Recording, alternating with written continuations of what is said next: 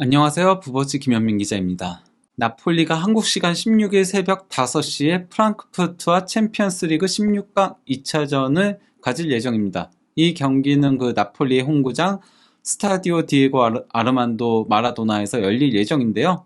만약에 이 경기에서 나폴리가 2골 차 이상으로 패하지만 않는다면은 구단 역사상 최초로 챔피언스리그 8강에 진출하게 됩니다. 이는 그 나폴리의 황금기라고 불리는 마라도나 시절에도 기록하지 못했던 위협이라고 할 수 있겠는데요. 나폴리가 새로운 역사를 쓰게 될 가능성이 높아 보이는 프랑크푸르트와의 16강 2차전 경기를 프리뷰해 보도록 하겠습니다. 먼저 그 나폴리는 라치오전에서 0대1로 패하면서 7연승 포함 10경기 무패 행진에 제동이 걸렸었습니다. 저기 그 위에 그 패배로 표기되어 있는 크레모네세와의 코파 이탈리아 경기 같은 경우는 승부차기에서 패한 거거든요. 이럴 경우에는 공식 기록 자체는 무승부로 표기가 됩니다. 왜냐면은 그 120분까지도 무승부였으니까요. 그렇기 때문에 10경기 무패 행진을 이어오고 있었다라고 봐도 무방하거든요. 9승 1무였는데 라치오한테 패하면서 잠시 제동이 걸렸으나 지난 주말 아탈란타한테 2대0 완승을 거두면서 반등에 성공했습니다. 다만 이 경기에서 다소 불안한 사건이 하나 있었는데요. 김민재 선수가 이제 근육 통증을 호소하면서 75분경에 주앙 제수스로 교체 아웃됐던 겁니다. 하지만 스팔레티 감독은 그 아탈란타전이 끝나고 기자회견에서 김민재 부상 크지 않다라고 하면서 프랑크푸르트전 출전 가능성이 있음을 시사를 했었는데요. 기사 제목이 뭐냐면요. 김민재 부상, 스팔레티 왈. 내가 그에게 내일 훈련 오라고 하니까 뭐라고 답했는지 아는가? 인데요. 해당 이제 그 기사 내용을 조금 보면요. 스팔레티 감독의 이제 쿼테이션 마크 내용을 조금 보면요. 김민재는 프랑크푸르트전에 뛸 수 있다. 메렛은 조금 더 지켜봐야 한다. 메디컬 팀이 아탈란타와의 경기 전까지 메렛을 회복시키려고 했으나 상태가 계속 좋지 못했다. 그래서 골리니가 대신 출전하게 됐다. 김민재에게 내일 훈련 나오라고 하니까 알았다고 하더라 라고 한 겁니다. 그리고 실제 김민재 선수는 정상적으로 훈련을 소화했습니다. 뭐 사진을 보시면 아시겠지만 웃는 모습으로 훈련을 소화했습니다. 그리고 또 이제 메렛 골키퍼까지도 정상적으로 훈련을 소화를 했는데요. 이러한 가운데 이제 그 유명 축구 매체 있죠? 디 애슬레틱에서 챔피언스 리그 16강 2차전 프리뷰를 올린 기사가 있거든요. 여기에 이제 그 나폴리 편에 김민재 선수를 조명해가지고 그래서 이거를 조금 소개를 하려고 하는데요. 이거는 그 나폴리와 관련한 디 애슬레틱의 챔피언스 리그 16강 2차전 프리뷰 전문인 겁니다. 앞부분에는 어떤 내용이 있냐면요. 나폴리는 2위와 승점 18점 차로 세리에 A 1위를 독주하고 있고 이번 챔피언스리그 16강전에서도 절대적인 우위를 점하고 있음에 따라 역사의 문턱에 서 있다. 스팔레티 감독의 나폴리는 33년 만에 세리에 우승을 앞두고 있을 뿐 아니라 독일 원정에서의 1차전 2대0 승리로 구단 역사상 첫 챔피언스리그 8강 진출까지 단 90분만을 남겨놓고 있다. 데이터에 따르면 나폴리는 편하게 8강전에 오를 것이다. 원정에서 그들은 상대를 질식시키면서 70%의 점유율과 함께 기대 득점 2.9골로 프랑크푸르트 0.45골에 크게 앞섰다. 이제 그들은 최근 16경기에서 단 1패만을 당한 홈에서 프랑크푸르트를 상대한다. 그 유일한 홈 1패가 바로 라치오전이었죠. 그들은 홈에서 리버풀과 유벤투스를 각각 4대1과 5대1로 대파했다. 즉 강팀 상대로도 홈에서 매우 강한 모습을 과시한 나폴리라는 소리인 겁니다.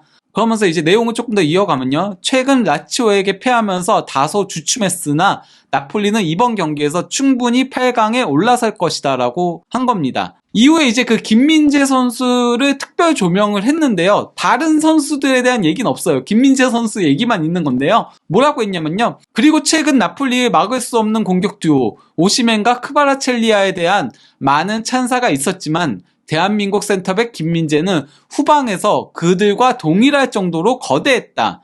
그는 이번 시즌 유럽 5대 리그 선수 중 두 번째로 많은 패스를 기록하고 있고 태클 성공률은 무려 88.2%로 이 역시 두 번째로 높은 승률을 자랑하고 있다. 이를 통해 상대 드리블러로부터 소유권을 뺏어오는 김민재이다.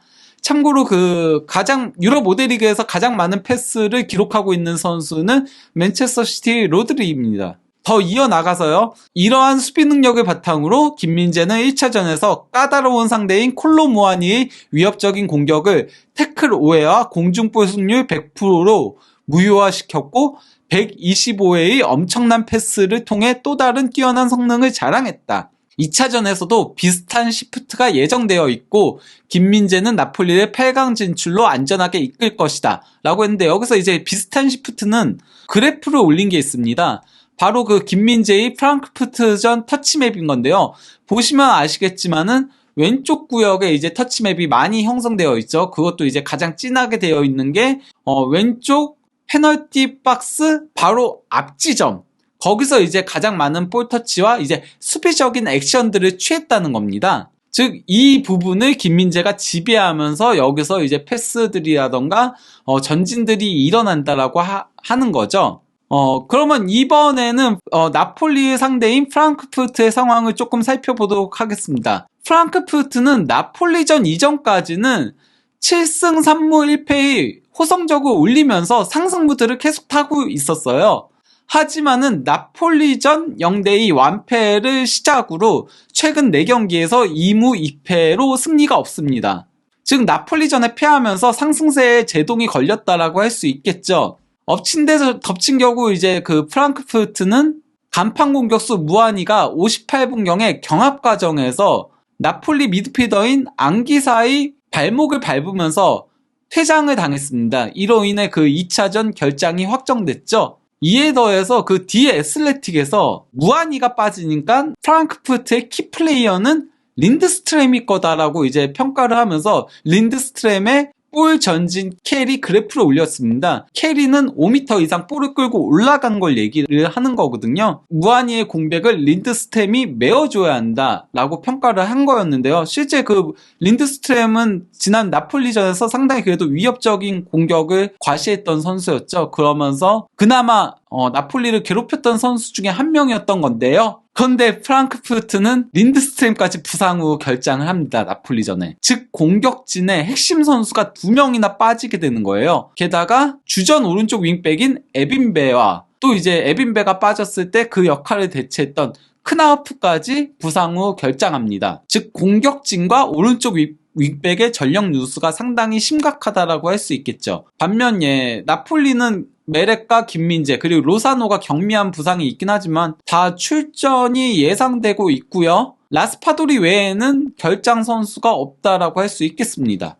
그래서 이제 후스코드 예상 라인업에는요, 김민재 선수가 선발 출전할 걸로 예상을 하고 있습니다. 메렉 골키퍼도 선발 출전할 걸로 보고 있고요. 3톱은 오시멘을 중심으로 크바라첼리와 폴리타노, 그리고 또 이제 중원은 로버트 카유 중심으로 지엘린스키와 앙기사, 그리고 김민재와 라흐마니 중앙 수비에 이제 좌우 풀백의 올리베라와 디 로렌조를 예상을 한 겁니다. 그리고 프랑크푸르트 같은 경우는 무아니의 결장 공백은 라파엘 보레가 맡을 것으로 보이고요. 보레 같은 경우는 지난 시즌 프랑크푸르트가 유로파리그 우승을 차지할 때 토너먼트에서 뛰어난 활약을 펼친 바가 있었죠. 하지만 이번 시즌에는 무아니하고의 주전 경쟁에서 밀려서 이렇다 할 모습을 보여주지 못하고 있고요.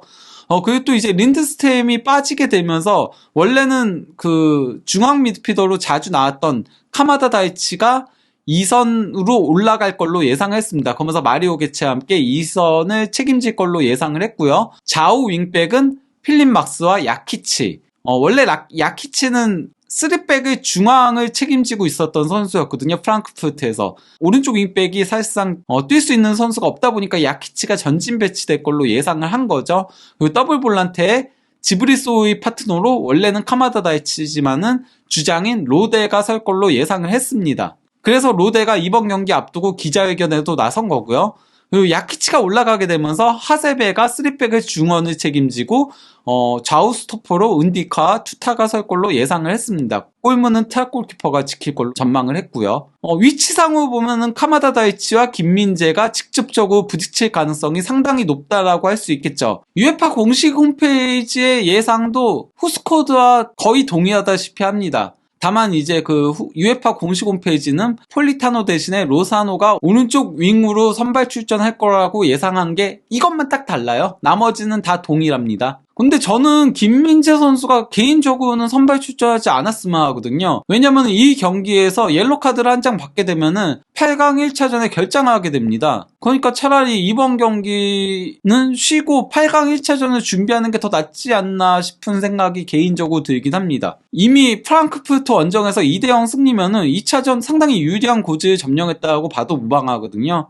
무하니와 린드스트램이 동시에 빠지면서 이번에는 김민재 선수가 카마다 다이치와 미니 한일전을 치를 가능성이 상당히 높아졌는데요. 카마다 같은 경우는 이번 시즌 분데스리가 22경기에서 7골 5도움을 넣고 있고 챔피언스리그 7경기에서 3골, 그리고 DFB 포칼 3경기에서 3골을 기록 중에 있는데요. 공식 대회로 따지면 33경기 13골 5도움을 기록 중에 있습니다.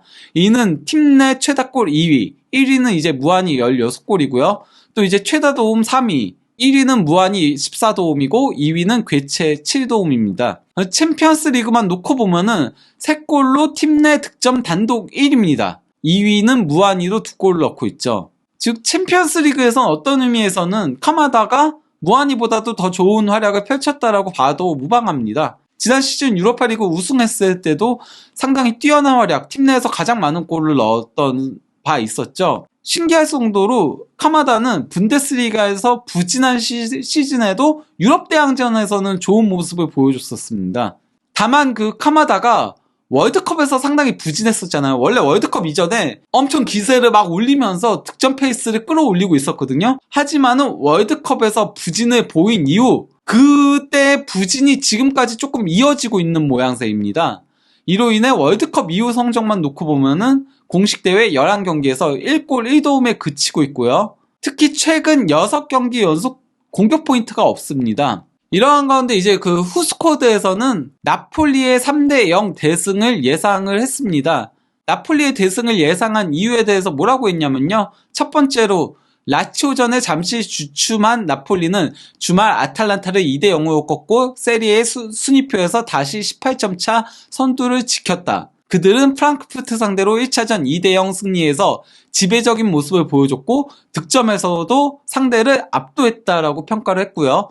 반면에 이제 두 번째로 프랑크푸르트는 슈투트가르트전 1대1 무승부와 함께 최근 4경기에서 승리를 거두지 못하면서 부진에 빠졌다. 게다가 프랑크푸르트는 원정에서 6경기 연속 승리가 없는데 이는 그들에게 좋은 징조가 아니다. 그러면서 이제 마지막으로 프랑크푸르트는 컨디션이 좋지 않은 데다가 핵심 선수들까지 결장한다. 무하니, 린드스트램, 에빈베, 크나우프 같은 선수들 얘기인 거죠. 이는 나폴리에게 일상적인 일이어야 한다. 여기서 일상적인 일이란 바로 승리를 얘기합니다. 나폴리는 일상적으로 승리를 거두니까요. 홈 16경기에서 단 1패밖에 당하지 않고 있기도 하고요. 최근에요. 그러면 이쯤에서 나폴리와 프랑크푸르트의 프리뷰를 마무리하도록 하겠습니다. 저 역시도 이번 경기에 나폴리가 승리할 걸로 예상을 하고 있고요. 설령 승리하지 못하더라도 구단 역사상 첫 챔피언스리그 8강 진출은 거의 확정적이나 마찬가지라고 보고 있습니다. 김민재 선수의 나폴리가 새로운 구단의 역사를 쓰게 될지 이번 경기를 관심 있게 지켜보시기 바랍니다.